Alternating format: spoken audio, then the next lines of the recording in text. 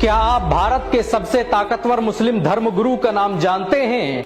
शामिली में पैदा होने वाले मौलाना साद आज भारत ही नहीं दुनिया के सबसे मशहूर आलिम हैं। वो दुनिया के सबसे बड़े धार्मिक संगठन तबलीगी जमात के अमीर हैं। बिजनेस इनसाइडर के सर्वे के मुताबिक तबलीगी जमात में जुड़ने वाले लोगों की संख्या 50 करोड़ से अधिक है। अमेरिका से लेकर रूस, जापान, इंडोनेशिया और फ्रांस के हर शहर में इसकी शाखाएं फैली हुई हैं। दुनिया के 200 से अधिक देशों में तबलीगी जमात के लोग मौजूद हैं। तबलीगी जमात की स्थापना मौलाना साद के परदादा मौलाना इलियास ने सन 1926 में की थी। ये भारत ही नहीं दुनिया की पहली गैर राजनीतिक इस्लामिक संस्था है जिसका मकसद इस्लाम का प्रचार प्रसार करना है। मौलाना साद की तबलीगी जमात में विभिन्न देशों के सांसद, मंत्री, प्रधानमंत्री और कारपोरेट जगत के लाखों लोग जुड़े हुए हैं। दुनिया में तबलीगी जमात के अलावा कोई संगठन ऐसा नहीं जो बिना किसी प्रचार प्रसार के करोड़ों लोगों को इकट्ठा कर ले। बांग्लादेश के ढाका में होने वाले सालाना समारोह में हर साल 1 करोड़ से अधिक लोग जमा हो जाते हैं। 10 मई 1965 को कांधला में जन्मे मौलाना साद को दुनिया के 500 सबसे प्रभावशाली मुसलमानों की लिस्ट में जगह दी जा चुकी है। वो 1995 में ही तबलीगी जमात की मजलिसे सूरा के तीसरे सबसे बड़े सदस्य बन गए थे। मौलाना साद के जन्म के 8 साल बाद ही इनके पिता हारून का इंतकाल हो गया था। बहुत कम लोग जानते हैं कि मौलाना साद के पहले उस्ताद मौलाना अली मियां नदवी थे। उन्होंने ही मस्जिद नबवी में मौलाना साद को इब्तिदाई तालीम दी थी। हयातुस सहाबा को उर्दू में मुरत्तब करने वाले मौलाना इलियास मौलाना साद के उस्ताद थे। ये किताब आज भी दुनिया में बिकने वाली उर्दू की सबसे बड़ी किताब है। मौलाना साद का सिलसिला नसब इस्लाम के पहले खलीफा हजरत अबू बकर से जाकर मिलता है। मौलाना साद ने दिल्ली के काशिफुल उलूम मदरसे में तालीम हासिल की और 1986 में फरागत हासिल करने के बाद दीन का काम करने लगे। ये भारत के उन चुनिंदा लोगों में से हैं जिन्होंने इस्लाम की तबलीग के लिए पूरी दुनिया का सफर किया। रूस, जर्मनी, फ्रांस और अफ्रीका के जंगलों में भी इनके चाहने वाले मौजूद हैं। तबलीगी जमात की स्थापना उस वक्त हुई जब देश में शुद्धि आंदोलन अपने उरूज पर था। ये वही आंदोलन था जिसने इस्लाम के खिलाफ सबसे ज्यादा किताबें लिखवाई और मुसलमानों को गैर मुस्लिम बनाने का मंसूबा बनाया। ये वही साल था जब अंग्रेजों ने मुल्क शाम पर कब्जा करके उसे 3 हिस्सों में तकसीम कर दिया। तबलीगी जमात की स्थापना करने वाले मौलाना इलियास दारुल उलूम देवबंद के छात्र थे। पाकिस्तान के पूर्व राष्ट्रपति फारूक अहमद खान और मोहम्मद रफीक तर्रार भी तबलीगी जमात का हिस्सा थे। तबलीगी जमात ने अंतर्राष्ट्रीय स्तर पर बड़े ही गहरे असरात मुरत्तब किए। अमेरिका और ब्रिटेन ने तबलीगी जमात को प्रतिबंधित करने की बहुत सी कोशिशें की। ब्रिटिश सरकार द्वारा इसके लिए भारत में बहुत से खुफिया अभियान चलाए गए। बहुत कम लोग जानते हैं कि तबलीगी जमात का पहला इज्तिमा 1946 में हुआ और इसकी पहली विदेशी जमात 1964 में युगांडा गई। इतिहासकारों के मुताबिक ये इस्लाम की तबलीग के लिए भारत से युगांडा जाने वाला दुनिया का पहला समूह था।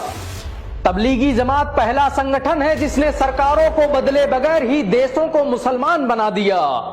जबूती के जंगलों में होने वाले इज्तिमे में हर साल कई हजार लोग इकट्ठा हो जाते हैं। तबलीगी जमात दुनिया का पहला धार्मिक संगठन है जिसमें गूंगे भी इस्लाम की तबलीग का काम करते हैं। यमन और मलेशिया में होने वाले इज्तिमे में हर साल गूंगों की जमात निकाली जाती है। कांगो के जंगलों में दुनिया में सबसे पहले इस्लाम तबलीगी जमात ने ही पहुंचाया था। पिछले 5 सालों में कांगो में 5000 से अधिक लोग मुसलमान बन चुके हैं। ये पहला संगठन है जिसने दुनिया के हर देश को प्रभावित किया। 21वीं सदी में सबसे ज्यादा आलिम तबलीगी जमात ने पैदा किए। 1926 में जिस वक्त तबलीगी जमात का गठन हुआ उसी वक्त आरएसएस की बुनियाद रखी गई और उसी साल इजराइल जैसा देश अस्तित्व में आया। इतिहासकार लिखते हैं कि ऐसा लग रहा था जैसे किसी ने फिरौन के लिए भारत में मूसा पैदा कर दिया हो। आपको यह जानकर शायद हैरानी हो कि तबलीगी जमात में जुड़ा हर शख्स अपना खर्च खुद उठाता है। इसे आज तक किसी तरह के फंड की जरूरत महसूस नहीं हुई।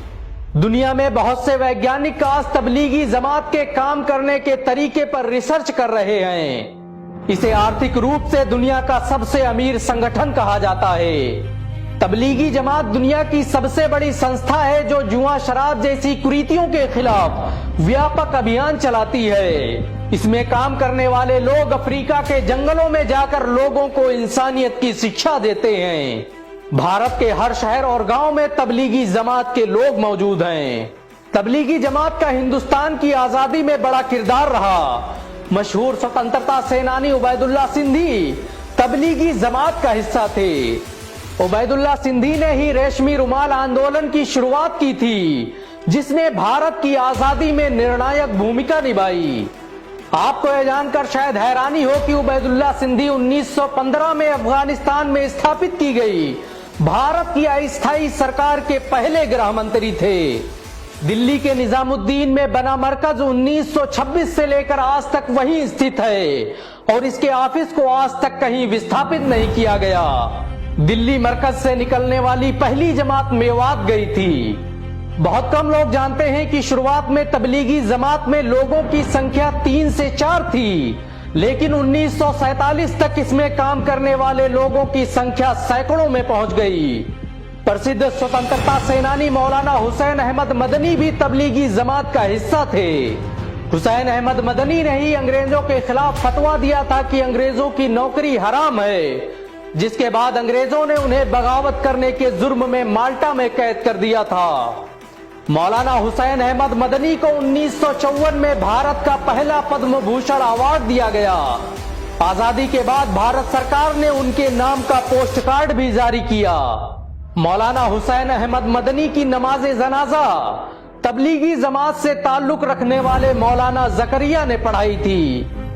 आपके लिए यह हैरानी की बात हो सकती है कि आजादी के महान नायक और भारत के तीसरे राष्ट्रपति जाकिर हुसैन तबलीगी जमात का हिस्सा थे। वो अक्सर तबलीगी जमात के अधिवेशन में शामिल होते रहते थे। ब्रिटेन के ड्यूसबरी से आज पूरे उत्तरी यूरोप को तबलीगी जमात द्वारा नियंत्रित किया जाता है। तबलीगी जमात दुनिया का सबसे बड़ा संगठन है, जिसके जरिए अब तक लाखों लोग इस्लाम कबूल कर चुके हैं। इसे विश्व का सबसे बड़ा समाज सुधारक आंदोलन भी कहा जाता है।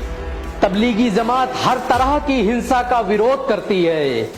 मौलाना साहब की ताकत का अंदाजा इसी बात से लगाया जा सकता है कि दुनिया भर की सरकारों में उनके समर्थक मौजूद हैं। अरब देशों में मौलाना साहब को बड़ी ही इज्जत की निगाहों से देखा जाता है।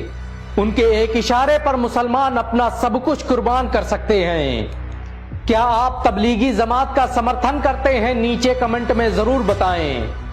अगर एक मुसलमान होने के नाते आपको गर्व महसूस हुआ हो तो इस वीडियो को लाइक और शेयर जरूर करें। ऐसी और वीडियो को देखने के लिए हमारे चैनल को सब्सक्राइब करें, घंटा जरूर दबाएं।